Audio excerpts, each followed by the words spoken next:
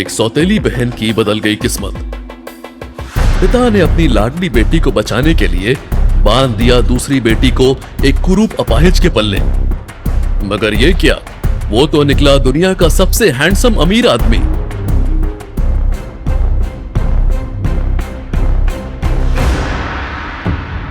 तो ये मत समझना कि तेरी शादी हो गई है तो तू मुझसे बच गई।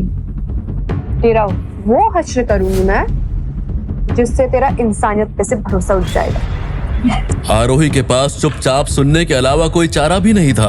अब वहां जाकर कोई नाटक ना करना। जब तक तेरा पति विक्रम मुझे कॉन्ट्रैक्ट नहीं दे देता तब तक। अगर तेरी वजह से कुछ भी गड़बड़ हुई तो तू तेरी माँ का चेहरा कभी नहीं देख पाएगी। आरोही ने अपने पिता की बात भी सुन ली। सौतेली बहन और पिता के बाद अब बारी थी सौतेली माँ की। देख बेटा, वहां जाके हमें भूल मत जाना, हाँ? और ससुराल में जो कुछ भी मिले ना तुरंत हमें भेज देना, वरना तुझे तो पता ही है क्या हाल होगा, है ना बच्चे? शादी के बाद आरोही अपने पति विक्रम के अंधेरे कमरे में गई। सिर्फ एक लाल रोशनी में विक्रम बेड पर लेटा था तो आरोही उसका चेहरा देखकर हैरान रह गई। वो बहुत खूबसूरत चेहरा था, जैसा लोग कहते थे, बिल्कुल उसके उलट। और आरोही को उसने कुछ पेपर दिए। ये देख आरोही हैरान रह गई। आप हाँ, यही है मेरा असली चेहरा और मैं अपने पैरों पर खड़ा हो सकता हूं। ये लो, इन पेपर्स पर साइन कर दो। ये क्या है?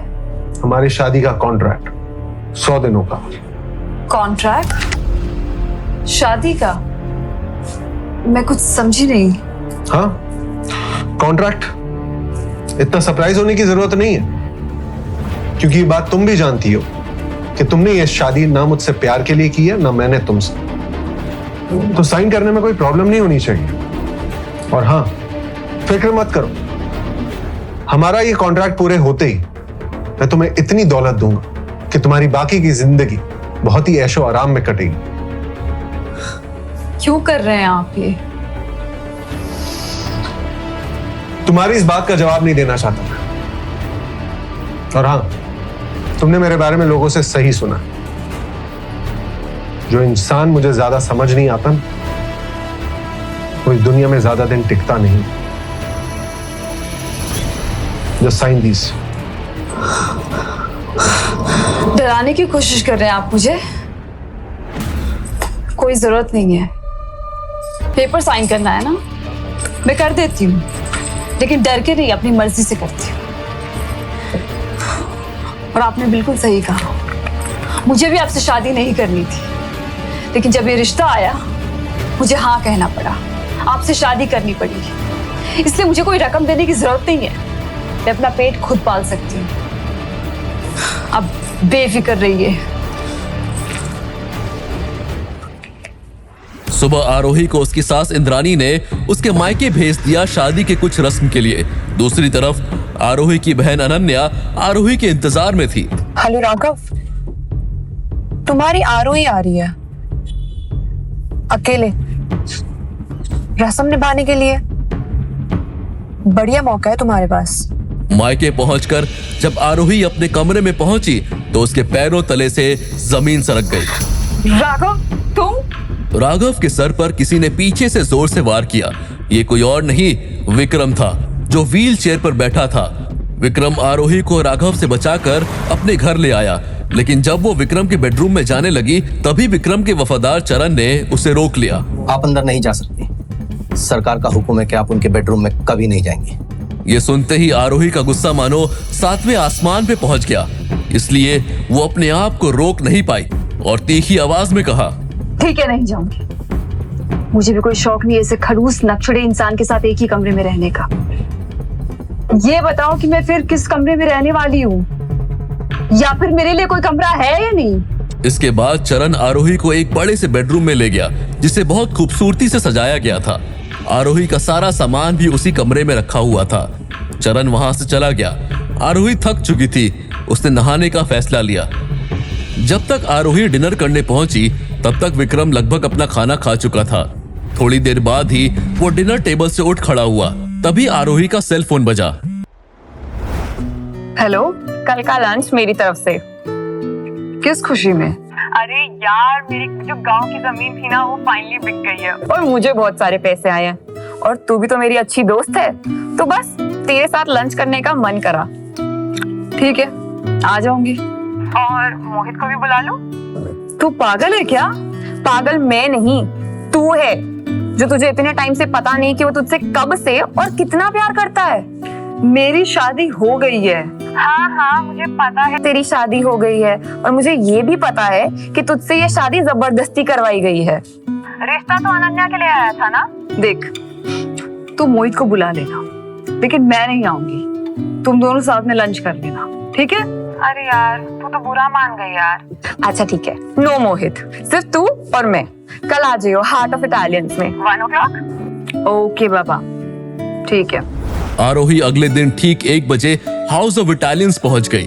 पूजा आरोही को लेकर अपने रिजर्व टेबल तक पहुंची तो वहां एक प्रेमी जोड़ा खुले आम रोमांस करने में लगा हुआ था। इसलिए आरोही ने उन्हें टोकते हुए कहा, अभी आप लोगों का हो गया हो तो ये टेबल खाली कर दीजिए, अभी हमारी बुकिंग है। और इतना सुनते ही वो प्रेमी जोड़ा अलग हुआ। लेकिन जैसे ही उनके चेहरे पर आरोही की नजर पड़ी तो मानो उसके पैरों तले से जमीन ही खिसक गई। वो चौंकते हुए बोल पड़ी, उत्कर्ष, साक्षी, तुम लोग? हाँ तुम, इसमें चौंकने वाली क्या बात है? हम तो यहाँ हर हफ्ते आते हैं। वैसे तुम यहाँ क्या कर रही हो? क्योंकि इस जगह आने की तुम्हारी औकात तो है नहीं। साक्षी आरोही की चचेरी बहन थी, जबकि उत्कर्ष आरोही का पहला प्यार। उन दोनों की सगाई भी होने वाली थी, लेकिन सगाई से 1 दिन पहले आरोही ने उसे साक्षी के साथ रोमांस करते पकड़ लिया था, जिसके बाद उनकी सगाई टूट गई थी और तब से उत्कर्ष और साक्षी साथ थे। इंसान को ना सिर्फ अपनी औकात की सोचनी चाहिए, दूसरों की नहीं। अब तुम लोग का हो गया हो ना, तो फटाफट यहाँ से निकलो। दिस इज आवर टेबल, हमने रिजर्व की है। मैनेजर ने उत्कर्ष और साक्षी को टेबल खाली करने को कहा तो उत्कर्ष भड़क उठा। तू मुझे यहाँ से उठ के जाने को कह रहा है? मुझे भूल गया क्या? महीने में 10 बार से ज्यादा आता हूँ यहाँ पे, लाखों रुपए खर्च करता हूँ। क्या चाहते हैं, यहाँ आना बंद कर दूं मैं? मैनेजर ऐसा कीमती ग्राहक गंवाना नहीं चाहता था। मैम, आप मेरे साथ आइए, मैं आपको इससे भी बेहतर टेबल देता हूँ। हमने ये टेबल बुक कराई है, हम यही बैठेंगे। आपको सच का साथ देना चाहिए, और आप हमें ही बोल रहे हैं। ये टेबल हमने रिजर्व की हुई है, इन्हें कोई और टेबल दे दीजिए ना। आप दोनों नहीं मानोगे मतलब? क्या मतलब? अभी समझाता हूँ। सिक्योरिटी! लेकिन इससे पहले कि वो सुरक्षा गार्ड आरोही और पूजा को छू भी पाते, वहां एक भारी भरकम आवाज गूंजी। क्या हो रहा है यहाँ? आरोही ने पलटकर देखा तो उसकी आंखें बाहर आ गई, क्योंकि ये आवाज किसी और की नहीं बल्कि विक्रम की थी। और उसके बगल में खड़ी थी आरोही की बहन अनन्या। विक्रम ने मैनेजर को बुलाया, जो विक्रम के डर से मानो कांप रहा था। तभी अनन्या ने कुछ ऐसा कहा जिसे सुनकर आरोही के कानों में जोर की हलचल पैदा हो गई। राजवीर, इसमें सदाकांत की क्या गलती थी? ये आरोही और साक्षी दोनों मेरी बहन हैं और उनकी बचपन से कभी नहीं बनी। अनन्या के मुंह से विक्रम की जगह राजवीर सुनकर आरोही और भी हैरान हो गई। फिर विक्रम ने वहां खड़े एक वेटर से कहा, आज से तुम यहाँ के नए मैनेजर, और यहाँ सबके लिए एक समान रूल्स है। इसके बाद जहां विक्रम अनन्या के साथ वीआईपी सेक्शन में चला गया, वहीं साक्षी और उत्कर्ष से खाली कराई गई टेबल पर पूजा और आरोही खाना खाने लगे। लेकिन साक्षी और उत्कर्ष वहां से गए नहीं थे। एक जोर का मुक्का पड़ा, जिसके 2 दांतों के साथ साथ वो खुद भी जमीन पे जा गिरा। ये मुक्का उसे विक्रम ने मारा था, जो उसे और भी मारना चाहता था, लेकिन आरोही ने उसे रोक लिया। आरोही ने विक्रम का हाथ पकड़ लिया। विक्रम भौचक्का रह गया, जबकि मौका देख के उत्कर्ष तूफान की तरह वहां से भाग खड़ा हुआ। शर्म नहीं आई तुझे अपनी बहन के बॉयफ्रेंड के साथ ये सब करते हुए? हाँ, इसके बाद मेरे राजवीर के आसपास तू दिखी ना, तो तेरे पति को रिकॉर्ड करके सब भेज दूंगी, समझी? राजवीर। ये देखते ही अनन्या गुस्से, जलन और डर से भर गई, क्योंकि विक्रम ने आरोही के इस कदम का विरोध भी नहीं किया। अनन्या ने खुद से बात करते हुए कहा, राजवीर कहीं आरोही के चक्कर में तो नहीं फंस गया? नहीं, मैं ऐसा नहीं होने दे सकती। मैं किसी भी सूरत में ये होने नहीं दे सकती। और अगर ऐसा हो गया तो मेरे हाथ से एक अमीर प्रेमी नहीं कहूंगी मैं सिर्फ, बल्कि आरोही राजवीर को यह भी बता देंगी कि उस रात कमरे में मैं नहीं आरोही थी उसके साथ। अगर राजवीर को ये पता लग गया तो वो मुझे मौत से भी बदतर सजा देगा, क्योंकि मैंने उसे खुद बताया था कि उस दिन होटल इंपीरियल में मैं उसके साथ थी। अनन्या नहीं चाहती थी कि विक्रम को पता चले कि उस रात वो उस कमरे में आरोही और विक्रम के जाने के बाद आई थी और वहीं उसे राजवीर की अंगूठी मिली थी। उसने जिंदगी में कभी इतनी कीमती अंगूठी नहीं देखी थी। अगले ही दिन वो उसे बेचने बाजार में निकल पड़ी थी।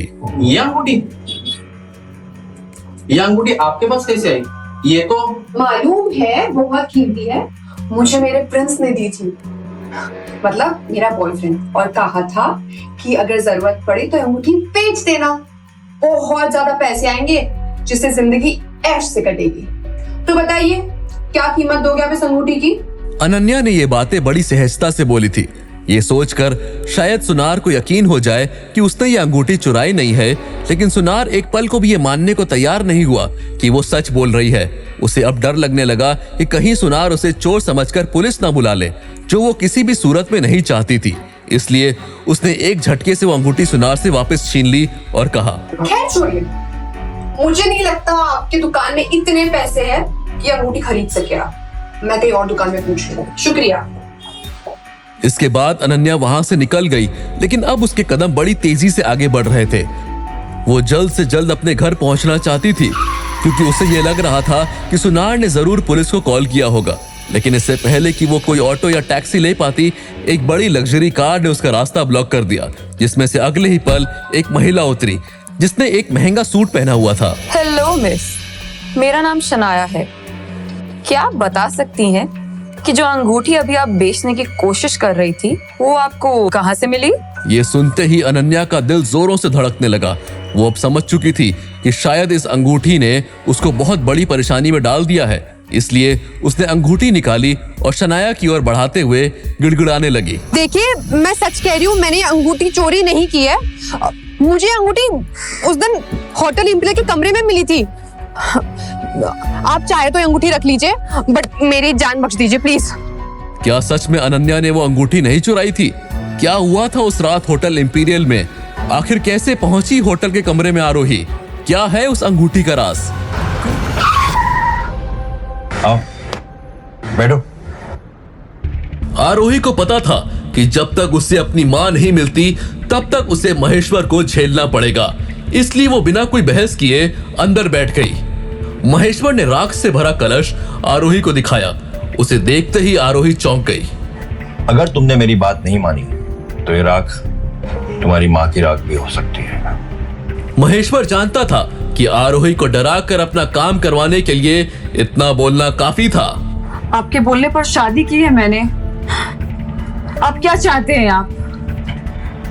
अपने पति को जाकर बोल, तुम पर अटैक करने वाले गुंडों को ढूंढने के लिए जो उसने 24 घंटे दिए थे ना, मैं उन्हें ढूंढ नहीं पाया हूं। और अब 24 घंटे हो गए। मुझे डर लग रहा है कि वो मेरे साथ कुछ कर ना दे। उसको जाकर बोल ये मैटर बंद करने के लिए। और वैसे भी तुम्हें कुछ हुआ तो नहीं ना? तुम तो अच्छी हो।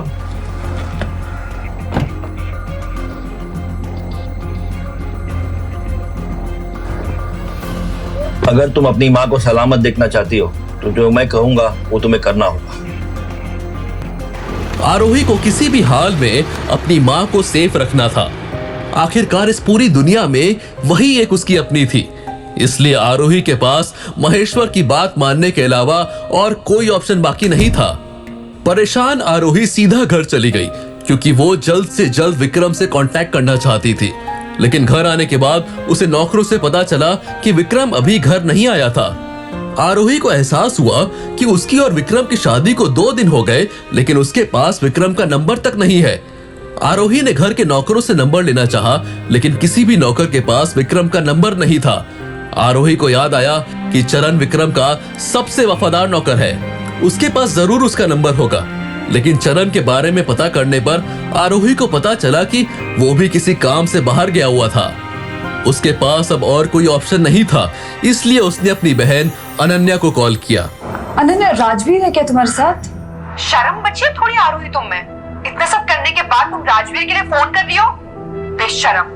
अनन्या को इस तरह से बातें करता सुन राजवीर ने अनन्या के हाथ से मोबाइल ले लिया। अनन्या, मुझे बस ये जानना।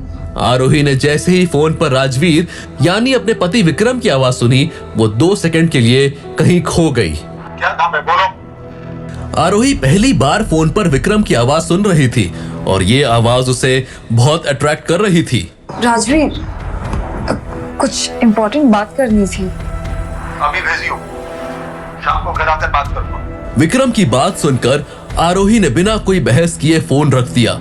वो सोचने लगी कि विक्रम को कन्विंस कैसे करेगी। काफी देर तक सोचने के बाद उसे ख्याल आया कि क्यों ना वो विक्रम के लिए उसका मनपसंद खाना बनाए। शायद इस बात से खुश होकर वो उसकी बात मान जाए।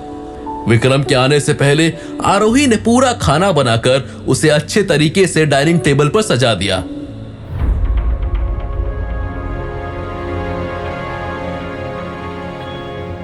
विक्रम जैसे ही घर आया तो उसे खाने की खुशबू आने लगी। उसने देखा कि टेबल पर कई ऐसी चीजें थी जो उसके पसंद की थी। उसने अपने नौकरों से पूछा, खाना किसने बनाया? तो सारे नौकरों ने अपनी आंखों से आरोही की तरफ इशारा किया। विक्रम जल्दी से फ्रेश होकर खाने की टेबल पर बैठ गया और खाने पर टूट पड़ा। बहुत दिनों बाद विक्रम को ऐसा लगा कि उसने घर का खाना खाया था। खाना तो पसंद आया था, लेकिन साथ ही उसे आरोही के फोन कॉल वाली बात याद आ गई। इतना क्या इंपॉर्टेंट काम आ गया था जो मुझसे बात करने के लिए तुमने अपने बहन के फोन पे कॉल किया था? मुझ पर अटैक करने वाले लोगों के बारे में पता लगाने के लिए आपने जो मेरे पापा को काम दिया था, उस मैटर को क्लोज कर दीजिए। वैसे भी मैं अब सेफ हूँ, तो इस मैटर को बढ़ा के मैं अपने पापा की मुश्किलें और नहीं बढ़ाना चाहती। वो 24 घंटे अब पूरे हो चुके हैं, मैं अब कुछ नहीं कर सकता। चरण महेश्वर को पकड़ने ऑलरेडी निकल चुका है। और हाँ, ये मत सोचना कि आज तुमने मेरे लिए ये डिनर बनाया तो मैं अपनी बात बदल लूंगा। मेरा डिसीजन नहीं चेंज होगा। विक्रम की बात सुनकर आरोही को समझ आ गया था कि चाहे वो कितनी भी कोशिश कर ले, विक्रम उसकी बात नहीं मानेगा। सॉरी माँ, मेरी लाख कोशिशों के बाद भी मैं आपको सेफ नहीं रख पाई। सिर्फ एक दिन ऐसा खाना बनाने से कुछ नहीं होगा। अगर तुम अगले 30 दिन इसी तरह डिनर बनाती रही तो मैं अब शायद तुम्हारी बात मान लूं। बिल्कुल, मैं 30 दिन क्या, 2 महीने, 4 महीने, इनफैक्ट पूरी लाइफ तुम्हारे लिए खाना बनाने के लिए रेडी हूँ। इतना बोलते ही आरोही रुक गई। उसे याद आया कि ये शादी 100 दिनों के कॉन्ट्रैक्ट की थी। आरोही की बात पूरी होने पर विक्रम ने चरण को कॉल किया और महेश्वर को कुछ ना करने का ऑर्डर देकर फोन काट दिया। आरोही को इस बात की खुशी थी कि विक्रम ने उसकी बात मान ली और महेश्वर भी उसकी मां को नुकसान नहीं पहुंचाएगा। विक्रम की तरफ अट्रैक्ट होती हुई आरोही की फीलिंग गुस्से में बदल गई।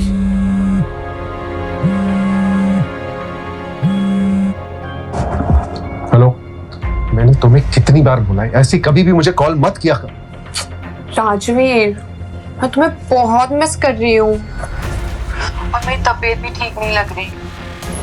प्लीज मुझे मिलने आ जाओ ना। बीमार हो तो डॉक्टर के पास जाओ, मेरे आने से क्या बदल जाएगा? अनन्या जानती थी कि राजवीर इतनी आसानी से नहीं मानेगा। राजवीर, तुम्हें याद है जब मैंने अपनी जान पर खेलकर तुम्हारी जान बचाई थी? तब से मेरी तबीयत ठीक नहीं रहती, बुखार आते जाते रहता है मुझे। और देखो, आज भी मुझे बुखार आया हुआ है, तब रही हूं मैं बुखार में।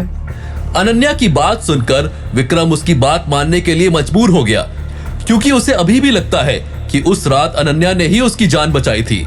विक्रम अनन्या से मिलने के लिए रेडी हो गया। जब उसने अनन्या से पूछा कि उसे कहां मिलने आना है, तो अनन्या ने उसे होटल पर्ल के रूम नंबर 501 में आने को कहा। हेलो डॉक्टर मोहित।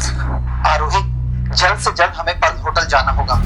हमारे रेगुलर कस्टमर शर्मा जी वहाँ पर हैं और उनकी तबीयत बहुत ज्यादा खराब हो गई है। उन्हें एक्यूपंक्चर की इंजेक्शन तुम ही दे पाती हो, इसलिए तुम्हें भी मेरे साथ वहाँ जाना होगा। ओके डॉक्टर मोहित, मैं अभी आती हूँ। आरोही अपने काम को लेकर बहुत सीरियस थी, क्योंकि वो किसी का एहसान लेना पसंद नहीं करती थी और यही काम उसके लिए एक इनकम का जरिया था। आरोही इस बात से अनजान थी कि उसका पति विक्रम और अनन्या भी इसी होटल में मिलने वाले थे।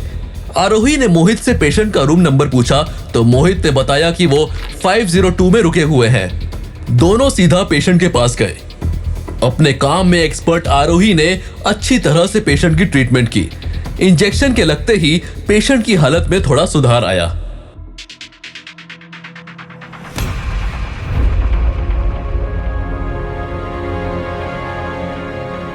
तुम इतनी रात को इस आदमी के साथ यहां क्या कर रही हो? नहीं सर,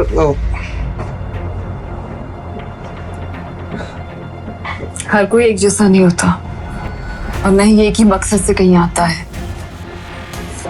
आप जो यहाँ करने आए थे, मैं वो करने तो यहाँ बिल्कुल नहीं आई थी। आरोही के मन में कई बातें चल रही थी। अभी थोड़ी देर पहले बैठकर मेरे साथ खाना खा रहे थे और अभी मेरी बहन के पास आ गए। उसे बुरा भी लग रहा था और गुस्सा भी आ रहा था। हालांकि उसे पता था कि विक्रम से सफाई मांगने का उसके पास हक बिल्कुल नहीं है।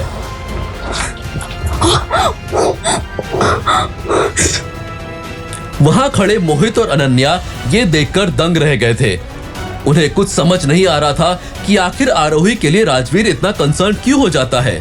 मुझे नीचे उतारो, मैं खुद चलकर जा सकती हूँ। इतनी चोट भी नहीं आई है मुझे कि मैं खुद चल ना पाऊँ। विक्रम आरोही की बातों को अनसुना करते हुए कार पार्किंग एरिया में खड़ी अपनी गाड़ी की तरफ बढ़ता गया। विक्रम को गाड़ी की तरफ आता देख ड्राइविंग सीट पर बैठी लेडी स्वर्णा ने कार का डोर अनलॉक कर दिया। स्वर्णा भी विक्रम की ड्राइवर थी। विक्रम आरोही को कार के बैक सीट पर बैठाकर उसके पैर में लगी चोट को देखने लगा। आरोही विक्रम की बात नहीं सुन रही थी, इसलिए विक्रम ने थोड़ा चिढ़ते हुए कहा, तुम्हें कितनी बार बताया है कि जब तक वो कॉन्ट्रैक्ट लागू है तुम्हें उसी हिसाब से रहना होगा। आज से, इनफैक्ट अभी से तुम जहां भी जाओगी मुझे बताकर जाओगी। आप मेरे फ्रीडम को मुझसे छीन रहे हैं। मैं इस तरह गुलामी नहीं कर सकती। अब चाहे कॉन्ट्रैक्ट में आपने कितने भी क्लॉज लगाए हों, मैं नहीं मानने वाली, क्योंकि मैं कल ही आपसे डिवोर्स ले लूंगी। वैसे भी आप अपनी गर्लफ्रेंड से शादी करने वाले थे ना, तो अब आपको ज्यादा वेट नहीं करना पड़ेगा। आरोही की बात सुनकर विक्रम के चेहरे पर एक स्माइल आ गई। उसने हंसते हुए कहा, तुम ये भी नहीं कर सकती, क्योंकि तुमने खुद उस पेपर पर साइन किया था जिसमें यह भी मेंशन था कि अगले 100 दिनों से पहले तुम तलाक नहीं ले सकती हो। विक्रम की बात सुनकर आरोही को गुस्सा तो आया, लेकिन विक्रम को पहली बार हंसता देखकर आरोही सब भूल गई और उस चेहरे की हंसी में जैसे कहीं खो गई।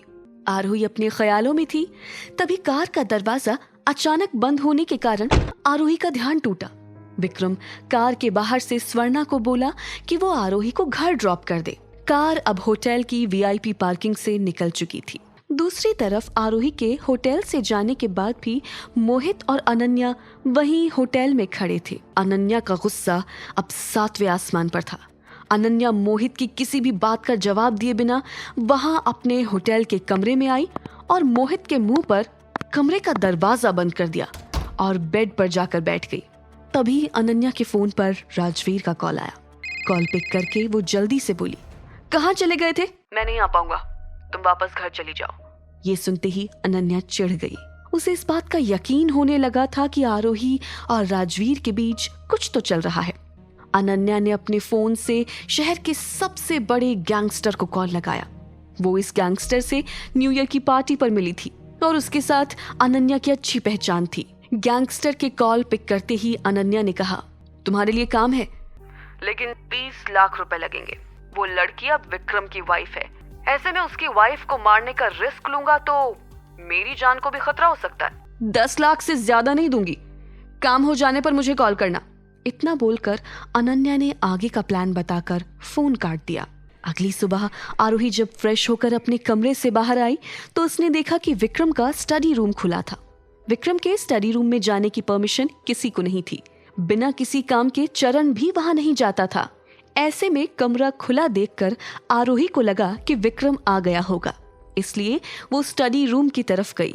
कमरे में कोई नहीं था, लेकिन वहां चेयर पर एक नेकलेस पड़ा हुआ था, ठीक वैसा ही जैसा आरोही को उसकी माँ ने दिया था। वो नेकलेस उसके बर्थडे वाली रात वाले हादसे के बाद से नहीं मिल रहा था। बिल्कुल वैसा ही नेकलेस देखने के बाद आरोही उसे ठीक से देखने के लिए स्टडी रूम के अंदर जाने लगी तो चरण ने उसका हाथ पकड़कर बाहर खींच लिया और बोला, ऐसे आपका हाथ पकड़ने के लिए माफी चाहता हूँ मैडम, लेकिन सरकार के इस कमरे में जाने की इजाजत किसी को नहीं है। आप क्यों उनके गुस्से का शिकार होना चाहती हैं? चरण ने अभी अपनी बात पूरी की ही थी तभी आरोही के फोन पर अननोन नंबर से कॉल आया। उसने कॉल पिक किया तो दूसरी तरफ से आवाज आई, आरोही मैं बोल रही हूँ अनन्या, तुम्हारी माँ घर आ गई है और बार बार तुम्हारा नाम लेकर तुमसे मिलने की जिद कर रही हैं। अगर हो सके तो तुम जल्दी घर आ जाओ। वो भागकर बाहर गई। उसे लगा कि जितनी जल्दी वो अपनी माँ के पास पहुंच जाए, इसलिए जैसे ही उसे अपने घर के बाहर एक कैब दिखी वो बिना कुछ सोचे उसमें बैठ गई। गाड़ी में बैठते ही आरोही ने देखा कि ड्राइवर उसकी तरफ देखकर एक भयानक हंसी हंस रहा था और अगले ही मिनट उसने एक रुमाल पर केमिकल डालकर आरोही के नाक पर रखकर उसे बेहोश कर दिया। उसके बाद ड्राइवर उसे एक पुराने खंडहर में ले गया जहां रस्सी से उसके हाथ पैर बांध दिए। कुछ देर बाद आरोही के मुंह पर एक जग पानी फेंकते हुए उसे होश में लाया। कितने टाइम से तुम्हारा पीछा कर रहा हूं। पागल हो गए हो तुम? क्योंकि तुम शायद भूल गए हो कि अब मैं किसकी बीवी हूँ। उस बीमार इंसान से मुझे क्या डरना। अब मैं जैसा बोल रहा हूँ वैसा करो। उसने कुछ सोचकर नाटक करते हुए गैंगस्टर से कहा, देखो मैं अभी मरना नहीं चाहती, इसलिए मेरे पास तुम्हारी बात मानने के अलावा और कोई ऑप्शन नहीं है, लेकिन मेरे हाथ खोलोगे तभी तो मैं तुम्हारी बात मान पाऊंगी। आरोही के मुंह से ये बात सुनकर गैंगस्टर खुश हो गया और उसने आरोही के हाथ पैर खोल दिए।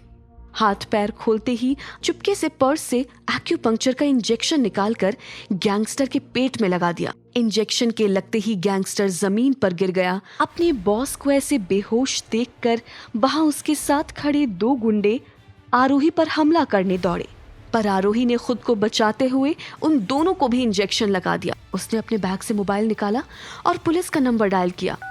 बेहोशी की दवा जो गैंगस्टर ने उसे सुंघाई थी और चाकू लगने की वजह से आरोही खुद को संभाल नहीं पाई और पुलिस से कॉल कनेक्ट होने से पहले वहीं जमीन पर बेहोश होकर गिर गई। विक्रम अपनी गाड़ी में बैठकर एक बहुत ही जरूरी मीटिंग के लिए शहर से बाहर जा रहा था। इस मीटिंग के लिए विक्रम ने 2 साल तक लगातार मेहनत की थी। गोल्डन ग्रुप, जिसके साथ वो मीटिंग के लिए जा रहा था, भारत के सबसे बड़े वेंचर कैपिटल ग्रुप्स में से एक था। मीटिंग से ठीक 3 मिनट पहले विक्रम गोल्डन ग्रुप के हेडक्वार्टर्स के बाहर पहुंच चुका था। विक्रम गाड़ी से उतरने ही वाला था कि एकदम से उसका फोन बज उठा। उसे चरण का कॉल आ रहा था। उसने उसका कॉल तुरंत उठा लिया। जो भी है जल्दी बताओ, मीटिंग के लिए लोग वेट कर रहे हैं। सरकार, ये आरोही मैडम के बारे में है। दरअसल उन्हें एक कॉल आया था तो वो जल्दबाजी में घर से निकल गई। मुझे लगा कि वो अपने किसी पेशेंट की इमरजेंसी ट्रीटमेंट के लिए गई होंगी, पर काफी देर तक जब नहीं लौटी तो मैंने उनके क्लिनिक जाकर पूछा, मगर वहां तो पता चला कि ऐसी कोई इमरजेंसी थी ही नहीं। मैंने तुरंत आरोही मैडम को कॉल किया, लेकिन उनका फोन तब से नॉट रीचेबल आ रहा है। मैंने उनकी लास्ट लोकेशन का पता लगाने की कोशिश की तो किसी वेयरहाउस की लोकेशन बताई। सर, पता नहीं क्यों ऐसा लग रहा है कि कुछ बुरा हुआ है। मुझे लगता है मैडम। इससे पहले कि चरण अपनी बात पूरी कर पाता, विक्रम ने स्वर्णा से कहा, गाड़ी घुमाओ, और फोन पर कहा, चरण मुझे वेयरहाउस की लोकेशन भेजो। कहकर उसने कॉल काट दिया। विक्रम तुरंत गाड़ी से उतरा और लात मारकर वेयरहाउस का दरवाजा तोड़ दिया। स्वर्णा भी उसके पीछे गई। अंदर जाते ही उसने देखा कि आरोही एक लाश की तरह वहां जमीन पर पड़ी है। उसके आसपास 3 और लोग बेहोश पड़े हैं। वो सीधा उसके पास गया और उसका सर अपनी गोद में रख के सबसे पहले उसने उसकी हार्ट बीट चेक की। यहाँ का माहौल देखकर तो किडनैपिंग लग रही है सर। विक्रम की नजर एक्यूपंक्चर की सुइयों पर पड़ी। लगता है आरोही ने अपने आप को बचाने के लिए ये सुइयां इन गुंडों को चुभा दी, पर किसी चीज के वार से वो बेहोश हो गई। पर कोई आरोही को किडनैप क्यों करेगा?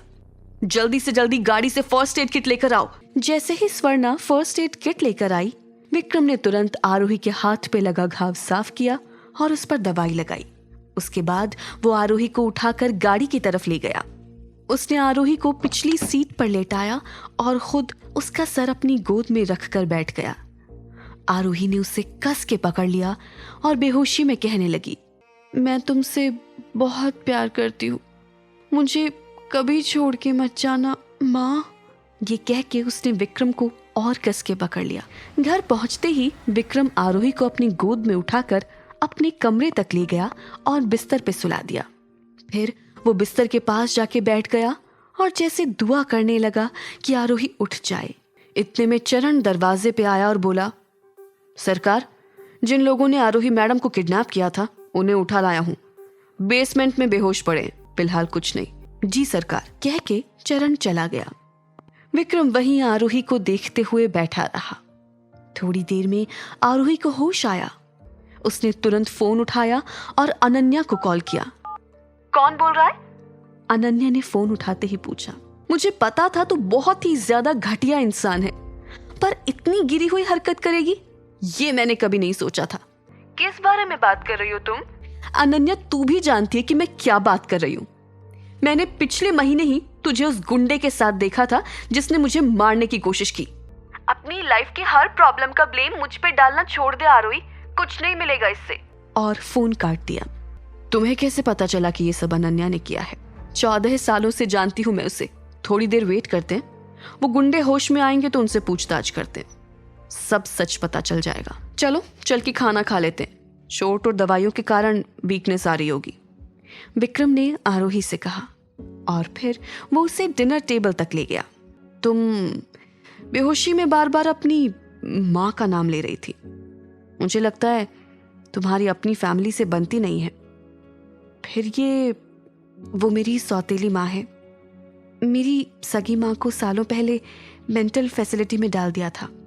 कुछ महीनों पहले वो गायब हो गई।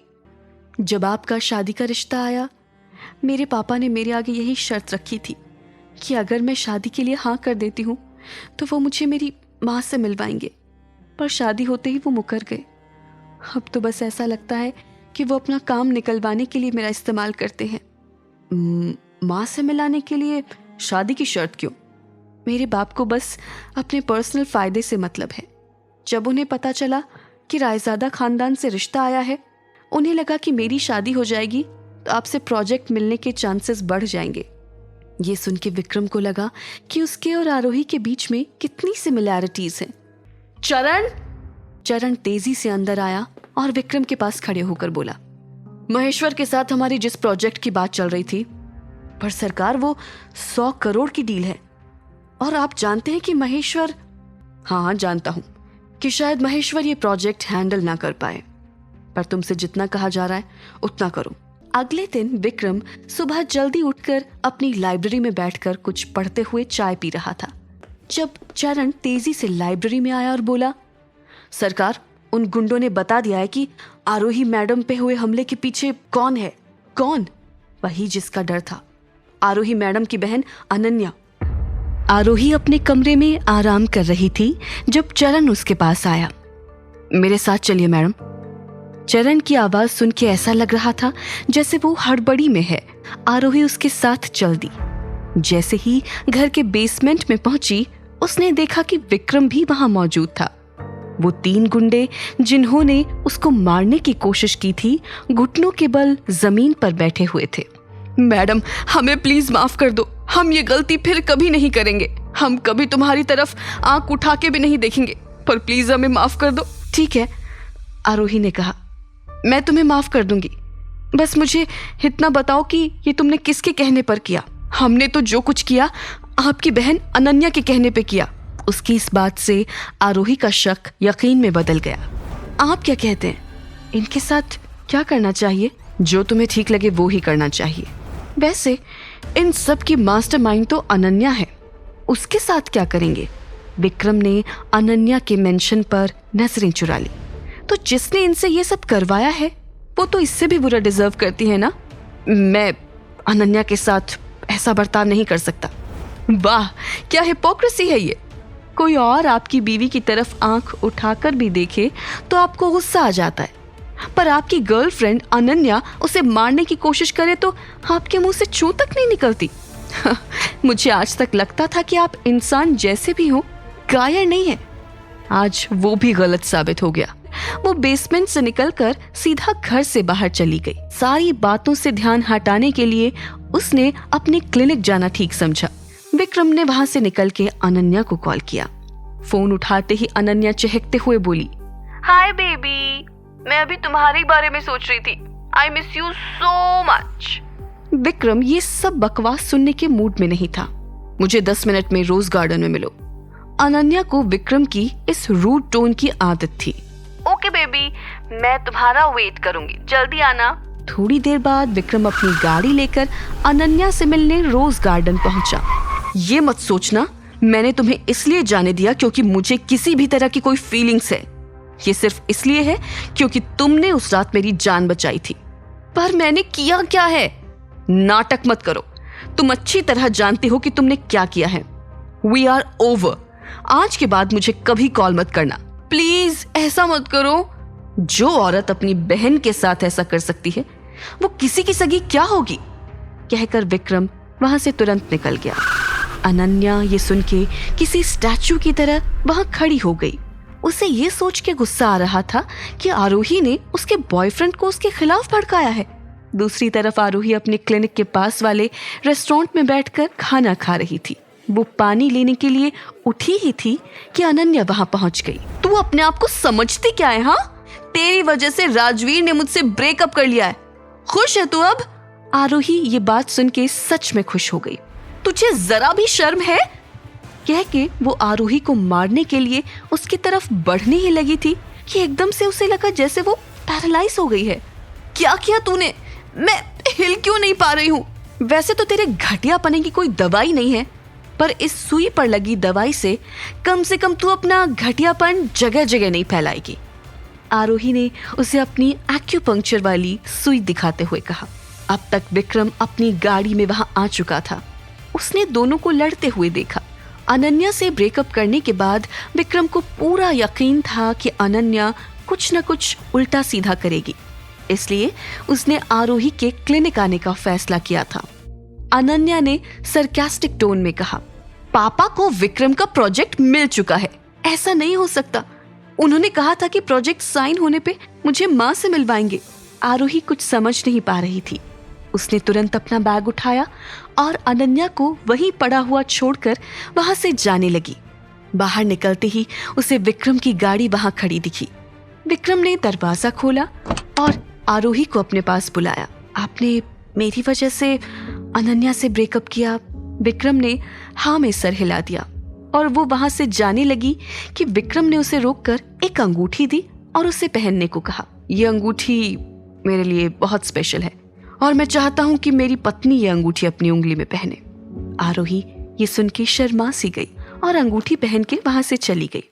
वो ये नहीं जानती थी कि उसकी अंगूठी में एक जीपीएस ट्रैकर था जिससे आरोही की लोकेशन हमेशा विक्रम को पता चलती रहे। दूसरी तरफ आरोही सीधे महेश्वर एंड कंपनीज पहुंची। वो सीधा महेश्वर के केबिन में चली गई। और कितना झूठ बोलोगे आप मुझसे? आरोही थोड़ा लिहाज रखो, ये मेरा ऑफिस है। मैं लिहाज रखूं? माँ से मिलाने के नाम पे मेरा रिश्ता तय करें आप।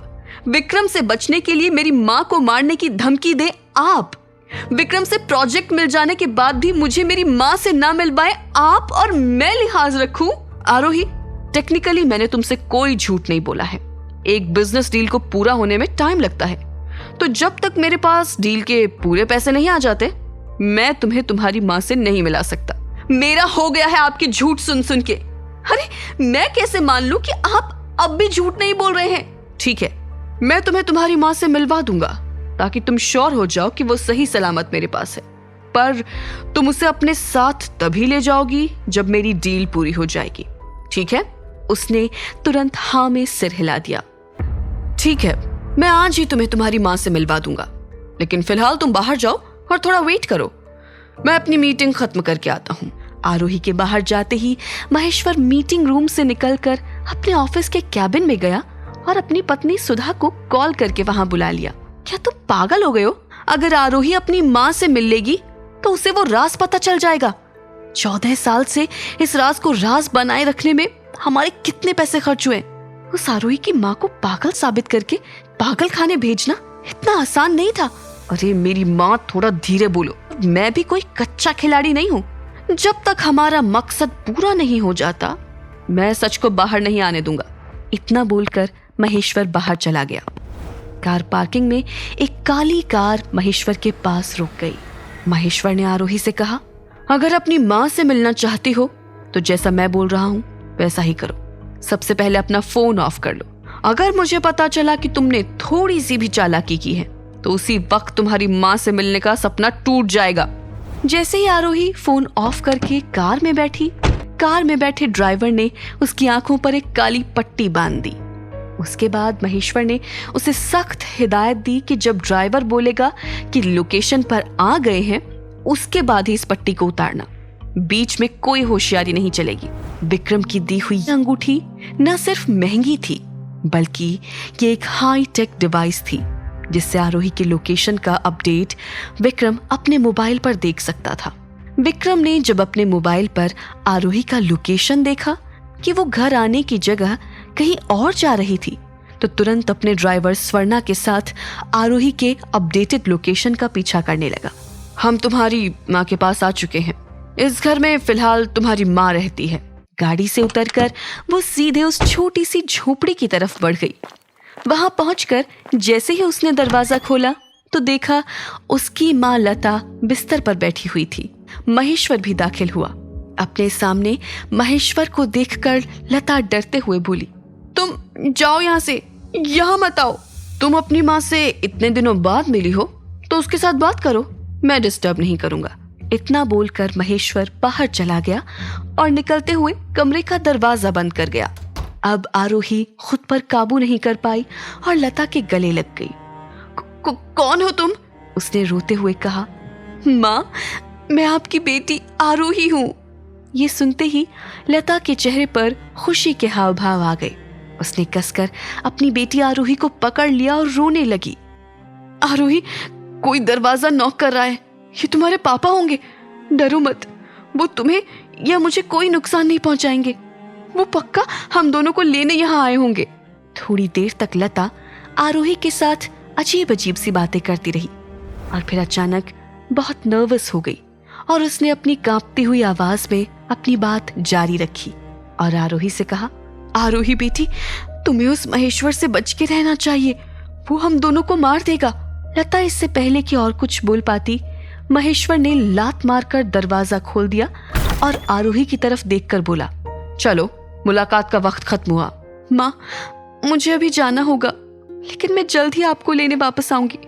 मैं बस आपको किसी भी हाल में सेफ देखना चाहती हूँ। न चाहते हुए भी वो चुपचाप महेश्वर के साथ कार के पास चली गई। कार के पास खड़ी होकर वो अभी भी उस कमरे की तरफ देख रही थी जहां उसकी बेबस माँ थी। महेश्वर ने आरोही की तरफ आंखों पर बांधने के लिए वही काली पट्टी बढ़ाई जिसे बांधकर आरोही इस जगह आई थी।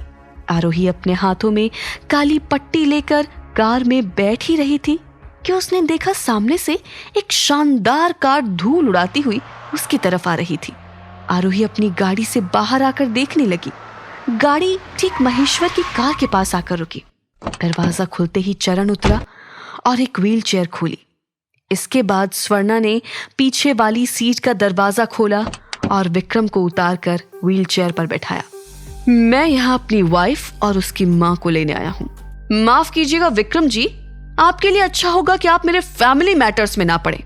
आप अपनी पत्नी को लेकर यहाँ से जा सकते हैं, लेकिन उससे ज्यादा कुछ करने की इजाजत मैं आपको नहीं दूंगा। आपको क्या लगता है मैं आपसे परमिशन मांग रहा हूँ? मैं वही करूंगा जो मैंने अभी अभी कहा।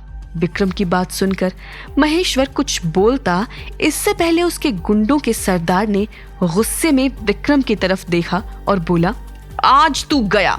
उसके आदमी विक्रम पर हमला करने दौड़े। महेश्वर उन लोगों को रोकना चाहता था, मगर तब तक बहुत देर हो गई थी। हालांकि गुंडे विक्रम तक पहुंच पाए इससे पहले ही विक्रम के साइड में खड़े चरण और स्वर्णा ने गन निकाली। ये सब देखकर महेश्वर की आंखें फटी की फटी रह गई।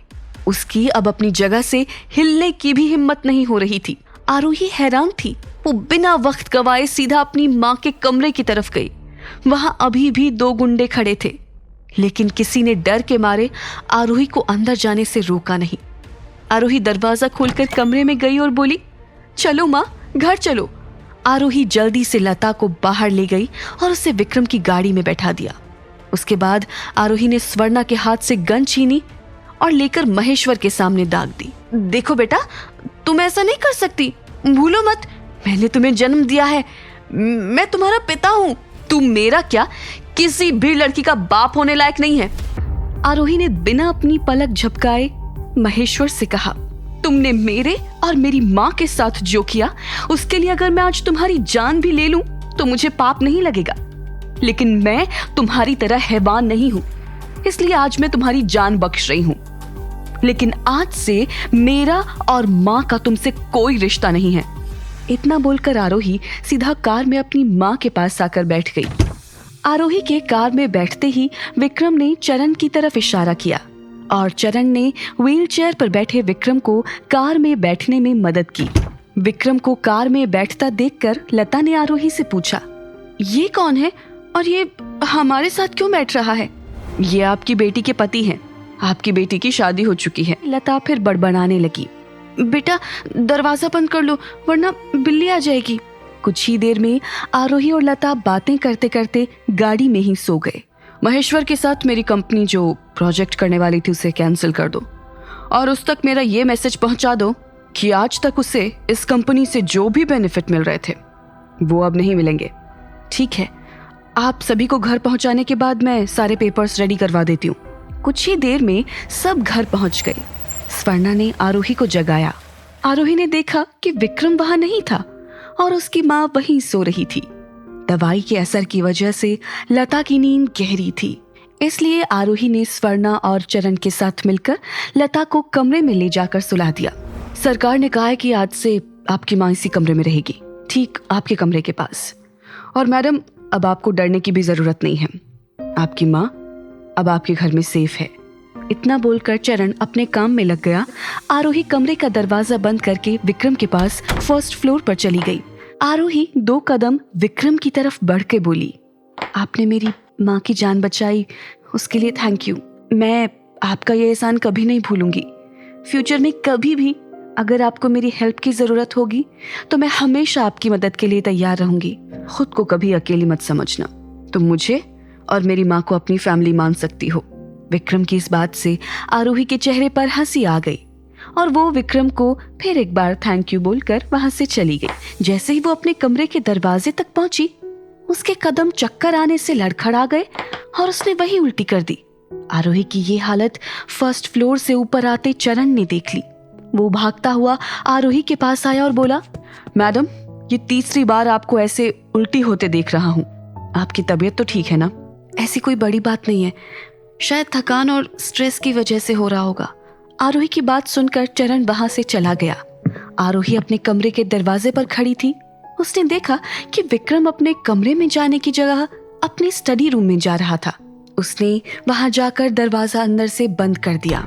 विक्रम स्टडी रूम में रखे उसी नेकलेस को देख रहा था जो उस रात उस लड़की के पास से मिली थी जिसने उसकी जान बचाई थी। जब भी मैं इस नेकलेस के करीब आता हूँ, मुझे इस नेकलेस से वैसी ही खुशबू आती है जैसी खुशबू मुझे आरोही के करीब जाने पर आती है। अनन्या ने कहा कि उसने उस रात मेरी जान बचाई थी, लेकिन पता नहीं क्यों मेरा मन ये मानने को तैयार ही नहीं होता। विक्रम अभी भी ये सब सोच रहा था कि तभी किसी ने स्टडी रूम का दरवाजा नॉक किया। कम इन। इसी के साथ दरवाजा खोलकर चरण दाखिल हुआ। सरकार, बुरा न मानो तो एक बात बोलूं? सरकार, आपने कई बार मैडम की मदद की, उनकी जान बचाई, यहाँ तक कि उनकी माँ की जान बचाकर उन्हें भी घर ले आए। इन सबको देखते हुए साफ पता चलता है कि आपको आरोही मैडम की बहुत परवाह है। आप आरोही मैडम के साथ ये कॉन्ट्रैक्ट वाली शादी खत्म कर दो। आरोही मैडम से बोल देना कि वो 100 दिनों वाला कॉन्ट्रैक्ट एक झूठ था और आप दोनों सही में पति पत्नी हो हमेशा के लिए। चरण की ये बातें सुनकर विक्रम ने कोई जवाब नहीं दिया और उसे बाहर जाने के लिए बोल दिया। उसके जाने के बाद विक्रम चरण की बातों पर गौर करता हुआ आरोही के बारे में सोचने लगा। विक्रम कमरे में खड़ा मुस्कुरा रहा था।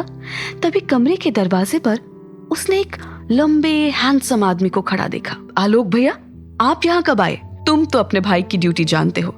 अभी भी एक मिशन पर हूँ जिसकी वजह से फोन यूज नहीं कर सकता, इसलिए तुम्हें उस दिन भी इन्फॉर्म नहीं कर पाया था और आज भी बिना बताया आ गया। लेकिन थैंक गॉड तुम आज मुझे मिल गए। ये बोलते हुए आलोक की नजर नेकलेस पर गई। मैं 3 दिन पहले जब तुमसे मिलने आया था तब तुम्हें ढूंढता हुआ इस कमरे में आया तो ये नेकलेस मुझे यहाँ मिली। मुझे ये काफी जानी पहचानी लग रही थी। उस दिन तो मुझे ठीक से याद नहीं आ रहा था, लेकिन बाद में जब याद आया तो मैंने सोचा तुम्हें बता दूं। दरअसल ये नेकलेस हमारे सूर्यकांत जी की थी, जिसने मरने से पहले इस नेकलेस को उस लेडी को दे दिया था जिसने उनकी एक बार जान बचाई थी। वो उनसे बहुत प्यार करते थे, लेकिन काम के कारण सूर्यकांत जी को कुछ दिन के लिए कहीं बाहर जाना पड़ा और जब वो वापस आए तो उस औरत ने किसी और से शादी कर ली थी और उसकी एक बेटी भी थी। उसके बाद सूर्यकांत जी ने कभी शादी नहीं की, लेकिन मरते समय बोलकर गए कि अगर कभी ऐसा कुछ हो कि उस लेडी की बेटी हमसे मिले तो उससे शादी कर लेना। ये सूर्यकांत जी की आखिरी इच्छा थी। ये भगवान का इशारा है कि तुम इस नेकलेस वाली लड़की से मिले और उसने तुम्हारी जान बचाई। अपने सूर्यकांत जी की आखिरी इच्छा पूरी करने के लिए और उस लड़की के एहसानों का बदला चुकाने के लिए तुम्हें उससे शादी कर लेनी चाहिए। आलोक ने ये कहा ही था कि उसका फोन बजा। सॉरी यार, एक अर्जेंट काम आ गया है, जाना पड़ेगा, बाद में मिलता हूँ। विक्रम के लिए सूर्यकांत की आखिरी इच्छा भी बहुत इंपॉर्टेंट थी। कुछ सोचते हुए उसने अपना मोबाइल उठाया और अनन्या को कॉल करके पूछा, कहाँ हो तुम? तरफ अनन्या ने विक्रम को उसी सिटी हॉस्पिटल के बाहर मिलने बुलाया था जहां आरोही चेकअप के लिए आई थी। अनन्या ने हॉस्पिटल के बाहर आकर अपने चेहरे को मेकअप की मदद से थोड़ा बीमार जैसा बना लिया ताकि वो राजवीर की सहानुभूति हासिल कर पाए। थोड़ी देर बाद एक सुंदर लिमिटेड एडिशन कार अनन्या के सामने आकर रुक गई, जिससे अनन्या का बॉयफ्रेंड बाहर आया। अनन्या खुशी खुशी राजवीर के पास गई और उसने कहा, राजवीर, कल जब हमारी लड़ाई हो गई थी उसके बाद से मैं बहुत दुखी थी और इसलिए तब से कुछ खाया भी नहीं, जिसके कारण मेरी तबीयत खराब हो गई थी, इसलिए मैं हॉस्पिटल आई हुई थी। मैंने अपनी बहन के साथ जो किया उसकी वजह से क्या तुम अभी भी यही सोचते हो कि मैं बुरी लड़की हूँ? अगर तुम्हें भी ऐसा लगता है तो मेरे जीने की कोई वजह ही नहीं रह जाएगी। मैं अभी अपनी जान दे दूंगी। अनन्या के इतने रोने से और उसकी जान लेने की बात से विक्रम को कोई खास फर्क नहीं पड़ रहा था, लेकिन सूर्यकांत के साथ अनन्या का कनेक्शन होने के कारण वो उसे मरने भी नहीं दे सकता था। विक्रम ने अनन्या का ध्यान भटकाते हुए अपनी जेब से वो नेकलेस निकाला और अनन्या से पूछा, क्या तुम इस नेकलेस को जानती हो? सच बताना, क्योंकि अगर तुमने झूठ बोला तो मुझसे बुरा कोई नहीं होगा। तुम ऐसा सोच भी कैसे सकते हो कि मैं तुमसे झूठ बोलूंगी? ये नेकलेस मेरा है, जो मुझे मेरी माँ ने दिया था। इसे मैं हमेशा पहने रखती थी, लेकिन जिस रात मैंने तुम्हारी जान बचाई थी उसके बाद से ही मुझे नहीं मिल रहा था। अनन्या की बात सुनकर न जाने क्यों विक्रम के चेहरे पर एक उदासी छा गई, इसलिए उसने नेकलेस को अपनी जेब में वापस रखते हुए अनन्या से कहा, शादी की डेट वही होगी जैसा मैंने पहले कहा था। आज से 96 दिन बाद हमारी शादी होगी। मेरी तुमसे एक रिक्वेस्ट है, क्यों ना शादी से पहले हम एंगेजमेंट करके एक रिलेशन में बन जाएं? ऐसा करने से मुझे इस रिलेशनशिप में थोड़ा सेफ फील होगा। ठीक है, हमारी एंगेजमेंट कल होगी, जगह और टाइम मैं बाद में बता दूंगा। तुम यहाँ क्या कर रही हो? ये सुनते ही विक्रम भी पीछे अनन्या की तरफ मुड़ा। उसने देखा कि आरोही अपने हाथ में एक पेपर लिए वहां खड़ी थी। विक्रम और आरोही अपनी जगह पर खड़े एक दूसरे को देख रहे थे। तभी अनन्या दौड़कर आरोही के पास गई। उसने आरोही का हाथ पकड़कर झूठे आंसू बहाते हुए कहा, आरोही, मैंने तुम्हारे साथ जो किया उसके लिए मुझे माफ कर दो। तुम्हें पता है, मेरी इस हरकत की वजह से राजवीर भी मुझसे बहुत गुस्सा था, लेकिन बाद में उसे लगा कि मैंने अपनी इनसिक्योरिटी में आकर ये सब किया था, तो उसने मुझे न सिर्फ माफ कर दिया बल्कि शादी के लिए भी प्रपोज किया। तुमने सुना ना, कल हमारी एंगेजमेंट है। मैं तुम्हें अभी इनवाइट कर देती हूँ, तुम जरूर आना। अनन्या ने जब अपनी बात खत्म की तो उसकी नजर आरोही के दूसरे हाथ में पकड़े पेपर पर गई। उसने आरोही से पूछा कि वो क्या है, तो आरोही बिना कोई जवाब दिए जल्दबाजी में वहां से जाने लगी। तेजी से चलने के कारण आरोही का पैर थोड़ा स्लिप हुआ। पैर स्लिप होने के कारण आरोही के हाथ से वो पेपर गिर गया। अनन्या ने जल्दी से जाकर उस पेपर को उठा लिया। आरोही, तुम तुम प्रेग्नेंट हो? अच्छा, इसलिए तुम यहाँ सिटी हॉस्पिटल आई थी। क्या ये सच है? अगर हाँ तो कैसे, बताओ मुझे। इस रिपोर्ट पर मेरा नाम लिखा है, इसलिए रिपोर्ट तो मेरी ही है। और शायद आप भूल रहे हैं कि आप कल मेरी बहन के साथ एंगेजमेंट कर रहे हैं, तो आप उस पर ध्यान दीजिए। मैं अपनी पर्सनल बातें आपको क्यों बताऊं? अनन्या की बात पूरी भी नहीं हुई थी कि विक्रम ने उसे अपनी आंखों से घूर कर चुप करा दिया और वहां से चला गया। अपने बॉयफ्रेंड की नजरों में तो मैंने आरोही की पूरी इमेज खराब कर दी है, लेकिन अभी मेरा काम पूरा नहीं हुआ है। ये न्यूज मैं खुद आरोही के पति को दूंगी।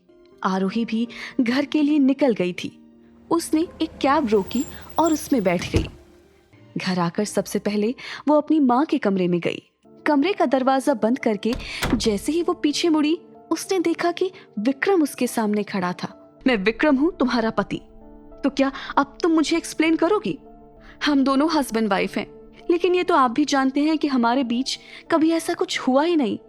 इससे ये बात तो क्लियर है कि ये आपका बच्चा नहीं है। इससे ज्यादा मैं आपको क्या एक्सप्लेन करूं? वैसे भी कल आपकी एंगेजमेंट है, आप उस पर फोकस करें तो ज्यादा अच्छा होगा।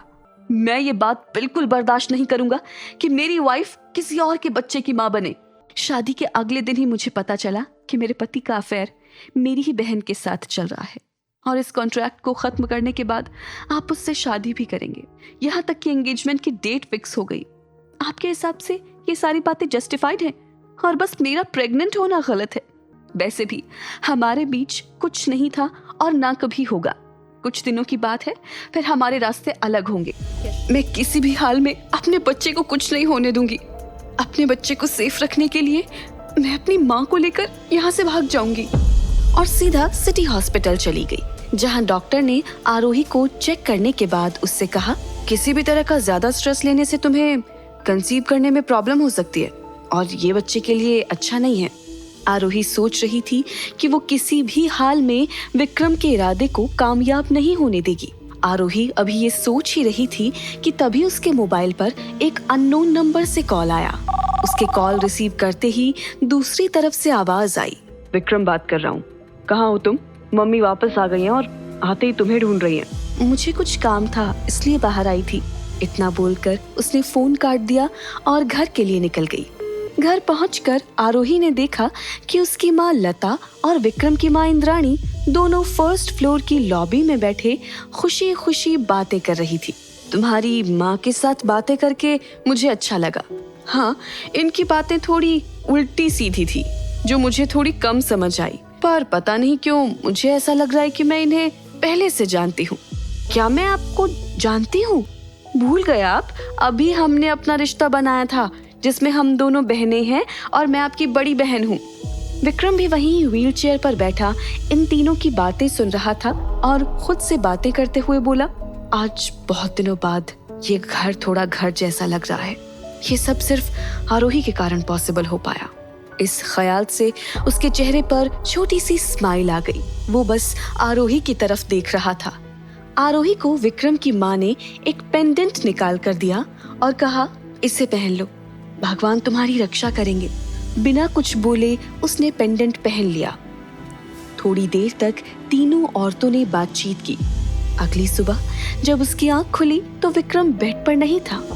अपने बेड से उठकर आरोही जल्दी से तैयार होकर नीचे जा रही थी कि इंद्राणी ने उसे रोका और नाश्ते के लिए बोला, लेकिन आरोही ने मना कर दिया क्योंकि उसे क्लिनिक जाने के लिए लेट हो रहा था।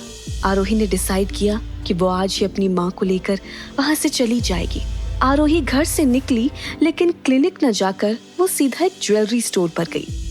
ज्वेलरी स्टोर पर जाकर उसने ज्वेलर को अपनी अंगूठी दिखाते हुए कहा, मुझे इसे बेचना है, इसके कितने पैसे मिल जाएंगे?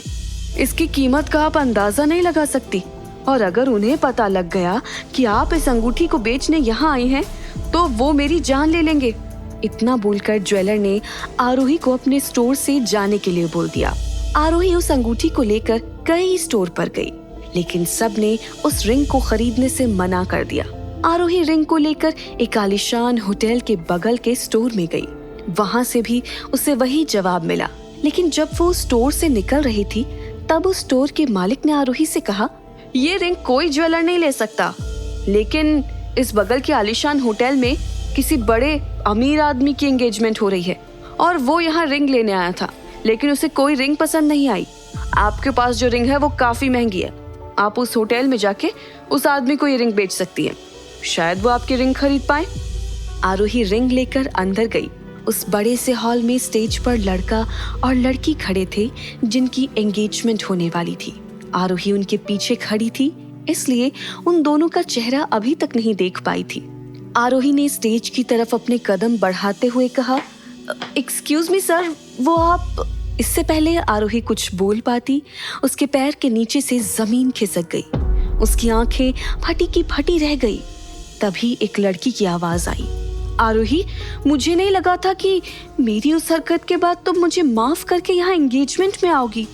आरोही के कानों में आवाज तो जा रही थी, लेकिन उसकी आंखें अभी भी वहां खड़े हैंडसम से लड़के पर थी, जो कोई और नहीं उसका पति विक्रम था, जो आज राजवीर बनकर उसकी बहन अनन्या से एंगेजमेंट करने आया था। तुम दोनों को एंगेजमेंट के लिए कांग्रेचुलेशंस। आरोही रोती हुई वहां से जाने लगी, तभी अचानक उसके सामने उसका एक्स बॉयफ्रेंड उत्कर्ष आ गया। उसने आरोही के आंसू पोंछने की कोशिश की तो आरोही 2 कदम पीछे होकर वहां से जाने लगी। आरोही, मैं तुमसे अभी भी प्यार करता हूँ। जब भी वो साक्षी मेरे पास आती है, मुझे सिर्फ तुम्हारा ख्याल आता है। देखो, तुम्हारे पापा महेश्वर ने कहा था कि एक बार मेरी शादी साक्षी से हो जाएगी तो वो मुझे अपने बिजनेस का कुछ हिस्सा देंगे। मुझे उस साक्षी के साथ रहना नहीं है। बस एक बार बिजनेस मेरे हाथ आ जाए तो मैं उसे तलाक दे दूंगा और तुम्हारे बीमार पति के मर जाने के बाद हम दोनों शादी कर लेंगे। तुम्हें एक ही बात कितनी बार समझानी पड़ेगी। आरोही का बैलेंस बिगड़ गया और वहीं जमीन पर गिर गई। आरोही की हालत देखकर विक्रम को बहुत गुस्सा आया। उसने दांत पीसते हुए उत्कर्ष को जोर का चांटा मारा। इसके बाद वो उत्कर्ष को पीटने लगा। मारपीट की आवाज सुनकर सारे गेस्ट उस जगह पर आ गए। उत्कर्ष को मारने के बाद जमीन पर गिरी आरोही को विक्रम ने अपनी गोद में उठाया और उसी होटल के कमरे में ले गया। क्या अनन्या और विक्रम की एंगेजमेंट हो जाएगी? क्या माँ को लेकर भाग जाएगी आरोही?